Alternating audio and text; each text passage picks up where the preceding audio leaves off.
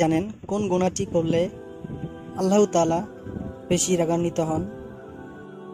আমরা প্রতিনিয়ত ইচ্ছে অনিচ্ছে অনেক গুনাহ করি, কিন্তু এমন একটি গুনাহ আছে যা করলে আল্লাহ তাআলা অনেক রাগান্বিত হন এবং সেই জাতির উপর নানাভাবে আল্লাহ তাআলা গজব নাজিল করতে থাকেন। সেই গুনাহটি হলো জিনা, ব্যভিচার। হাদিসে বলা হয়েছে, ছেলে মেয়ে প্রাপ্তবয়স্ক হলে তাদেরকে বিবাহ দেওয়ার ব্যবস্থা করুন, কেননা শয়তান তাদের নানাভাবে ধোঁকা দিয়ে থাকে।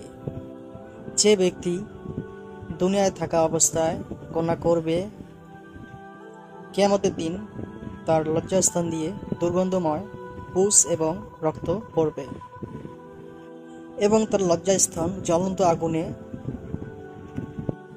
আগুনে পোড়ানো হবে।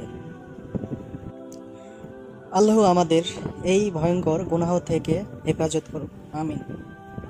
ইসলামিক চ্যানেলটি সাবস্ক্রাইব করে পাশেই থাকবেন, আলোর পথ, এবং ভিডিওটি শেয়ার করবেন, একটি লাইক করবেন, আর ভিডিওটি কেমন লাগলো তা কমেন্টে জানাবেন।